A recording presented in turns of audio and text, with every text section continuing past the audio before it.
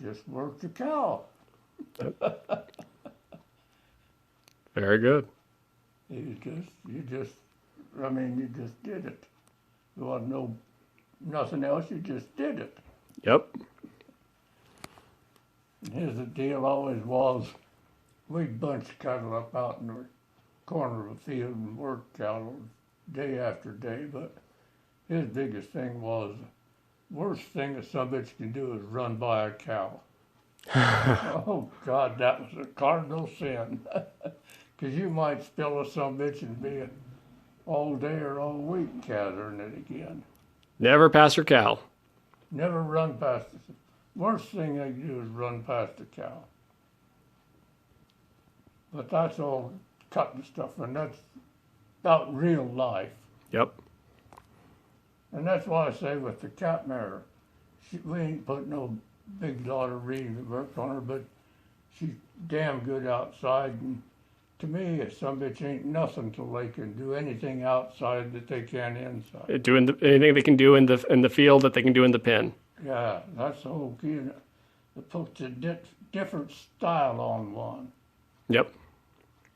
Makes sense. Too bad. See so many of these some bitches are just lead them from the barn to the arena and work a herd. But hell, to me, they ain't nothing. They haven't been put to the test for sure. Huh? They haven't been put to the test. No, they're just fakes and imposters. That makes sense. No matter what. But so many of the hands anymore, they ain't hands. They just know one little part of the deal. Yeah. The full picture isn't there. They don't savvy. Riding a horse to their bottom, so to speak. Huh? Riding a horse to their bottom. Well, I don't know about that, but they don't know nothing about only just one little part of the horse business. And a lot of them have got to be specialists at that one little part, but kaput. Well, there's a big difference between knowing a part of the business and Knowing the whole picture. whole picture and depending on a horse to make a living. You bet. A lot of your early horses, that's what you did. Huh? A lot of your horses, particularly in the beginning, were part of that, your living. Oh, hell, they were. How you did it. They still were all the way through. Oh, yeah. When it quit paying off, we quit screwing with it. Yep. Just simple. Took those the foundation mares across the Utah desert, correct? Pardon? Took the foundation mares across the Utah desert, correct? Well, I don't know about that. But Didn't you do the drive from the 30-day drive from the sheep? oh, yeah, from LaSalle, Utah to Mac, Colorado before we put them on the rail. Well, that's across the Utah desert. Well, part of it. Part of the desert. But it took 30 days to push those sheep, correct? Well, Charlie was a big operator. Mm-hmm. And he only wanted you to make the absolute minimum that the BLM required.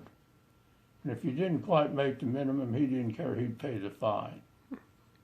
But he run 40,000 head of sheep, 15,000 head of cows, and a bunch of horses, good horses.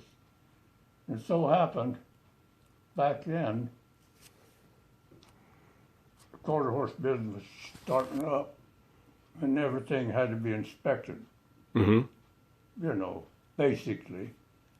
And of all the mares Charlie had, the only one that didn't pass the inspection was a mare that had a little spot on her belly. They used to be really particular on that. Really? That's a fact. And Gadia was registered as a quarter horse, correct? No, he was registered as a thoroughbred in a jockey club. Okay. But he was the same as 3 bars or any other thoroughbred as far as the quarter horse registry was concerned back then. They were accepting those thoroughbred registered horses. Yeah, Yep, as sires. anything, you know, the jockey club was. Hi. Hey there. Then No. Had to be So we're inspected. trying to go. We have food and stuff we need to set up for the party, Okay. and so we're kind of late. So I would chat with you, but It was interesting. It's in the car. It was interesting. One year we so nice to see you. Yeah. was up on the mountain with all the horses.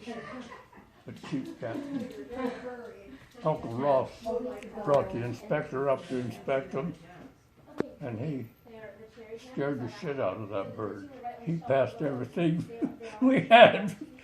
He scared he wasn't going to get home, so we passed everything. He was a hell of a poor driver. God, we used to go out, had a little stock truck. In later years, we hauled out like the Coon Hall or something, and a bunch of little dips in it. Mm-hmm. And if I had a sumbitch that was Howie, I'd say, you just drive today. And he'd go down one of them little dips, start up, high gear, and kill it. Knock the shit out of him. Hell, I could ride 5 minutes at midnight by the time he hauled them out. If we had night horses, I'd say, hell, I'll drive today. Just take care of them. Had one that was shitty, I just have him drive, and it took care of it. Good way around it. Huh? Good way around it. You bet. Made life easier. But back then you had to figure out everything and just had to get by. Yep. Make it work.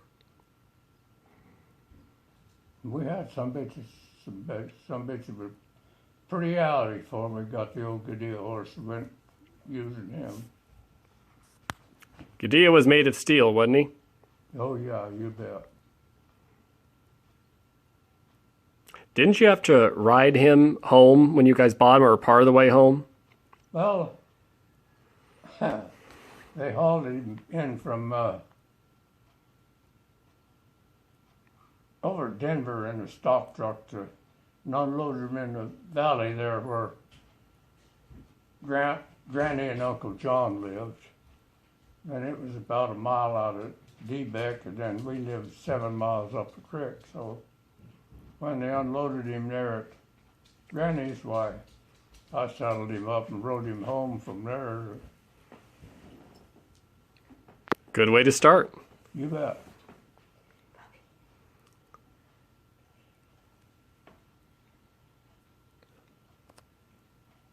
What was it like when you first got Z?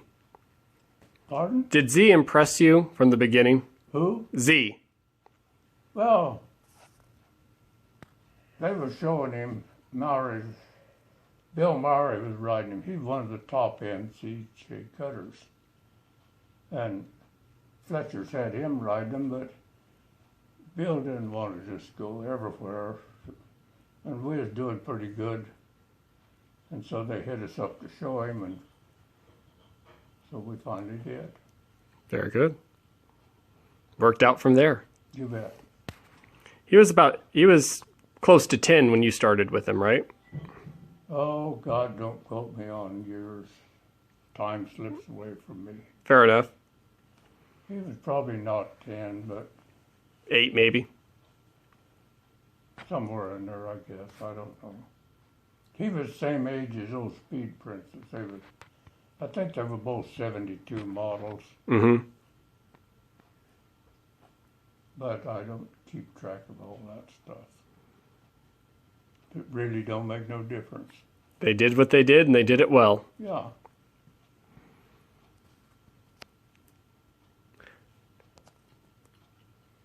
But like I've always said, we're really fortunate that they're both outstanding performance horses, but they were outstanding in the breeding barn.